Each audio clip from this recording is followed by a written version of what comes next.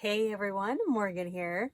So today I want to talk about first aid skills. So everybody talks about first aid kits, and while first aid kits are really important, everybody needs to have one in their house, in their car, in their everyday carry bag. I mean, if you can carry an everyday carry like pocket first aid kit, definitely do that. Even if it's just like a boo-boo kit or whatever, especially, when I have kids, not when I have kids, but I have kids and we use a boo-boo kit quite often. So, we're always in our first aid kit one way or another.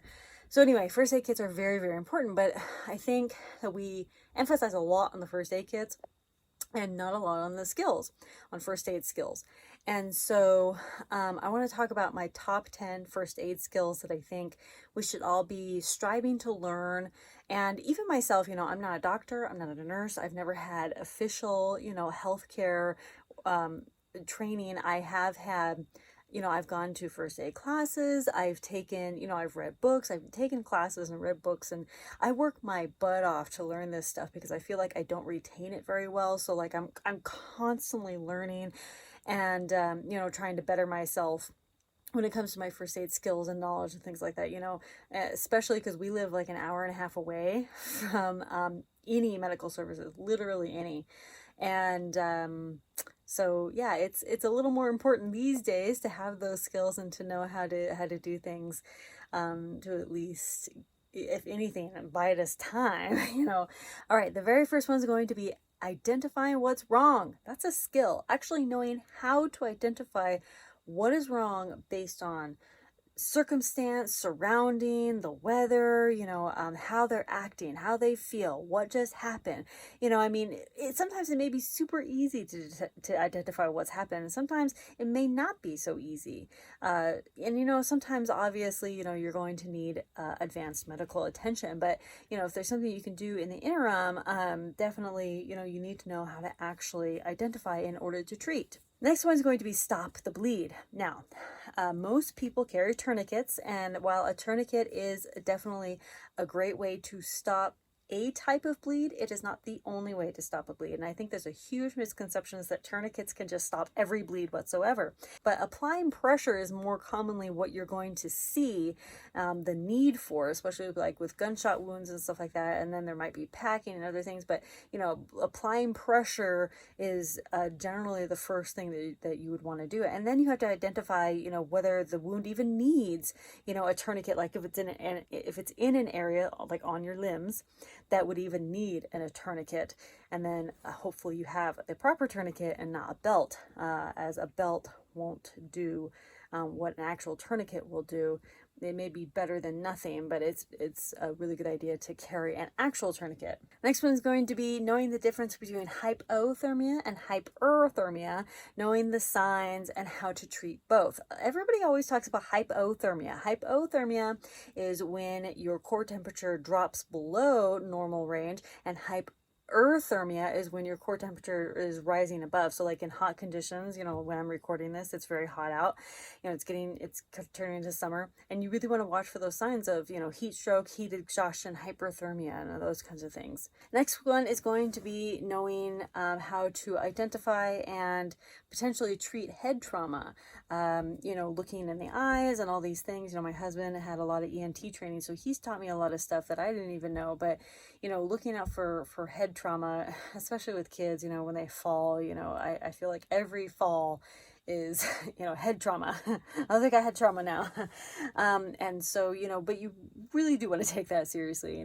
Sometimes a head trauma isn't going to be, an immediate gash in the head. And sometimes a gash in the head doesn't necessarily mean, extreme head trauma. But of course, you'll want to, get medical attention right away. But it's just something, a skill that we need to look out for, that head trauma. All right, the next one is going to be treating shock and actually identifying shock too. Shock is a condition in which the body is not receiving enough blood flow. So you might see, somebody's is in excessive thirst, they're dizzy, and so shock can be brought on through a variety of circumstances, and so we need to know the sign, and like every hospital and medical, oh, they're going into shock. So shock can actually happen for a variety of reasons, and so knowing how to treat shock is very, very important. Next one's going to be sprains and breaks. Do you know how to treat a sprain? Do you know how to treat a break? Obviously they're pretty different treatments, but do you know even how to identify a sprain between a break? There are different procedures for both, especially like if you're out hiking or camping or something. Of course you don't want to be walking on either of them, but there's definitely different procedures and how you need to act and react when it comes to sprains and breaks. So knowing how to actually identify those and splint or whatever you need to do. Next one's going to be knowing how to suture. Now, I've practiced on oranges before, I've practiced a little bit of my suturing, but also I really want to recommend that you get staples. Staples might be a good temporary solution.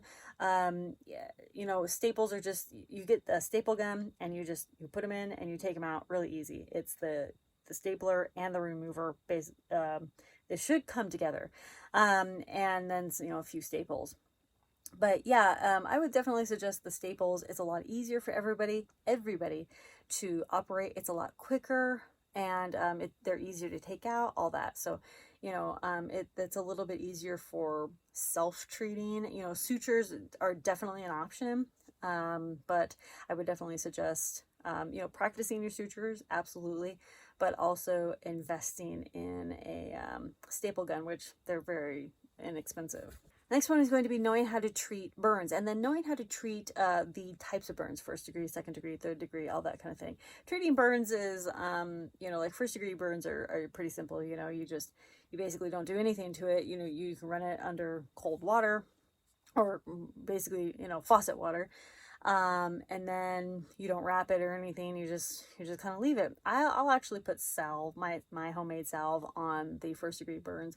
But when it comes to, identify second degree burns and third degree burns, and then knowing how to actually treat those, do you know how to treat those? Especially, you can get severe burns just from sunburns from the sun. So, definitely be on the lookout and know how to identify burns. Next one's going to be CPR. You would be shocked to know how many people do not know CPR. CPR could be a life-threatening, it is life-threatening, but CPR could be a life-saving skill that you have.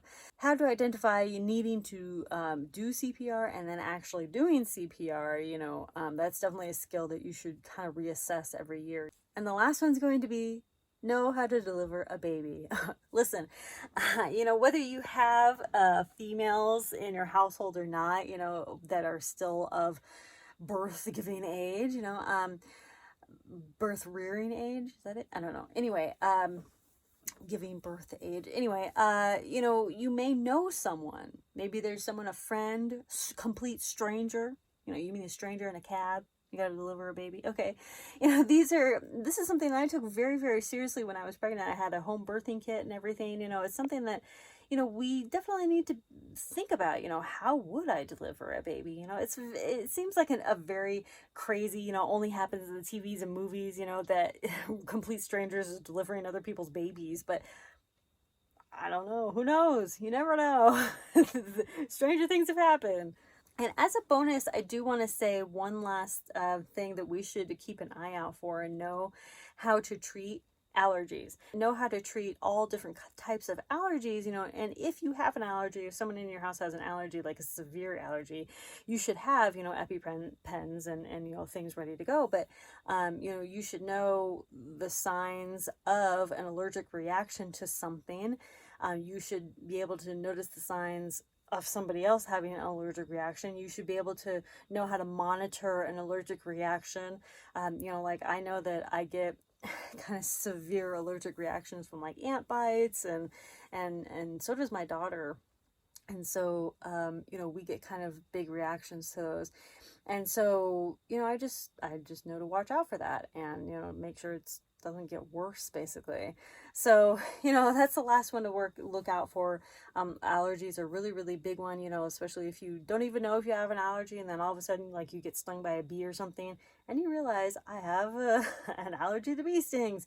That's something really important to know. So anyway, those are my top 10 plus the bonus, of course, of first aid skills that I think everybody should know. I would love to hear your comments and about any more first aid skills or anything that we should know. Thank you all so much for watching. Conquer tomorrow by preparing today. Talk to y'all later. Bye.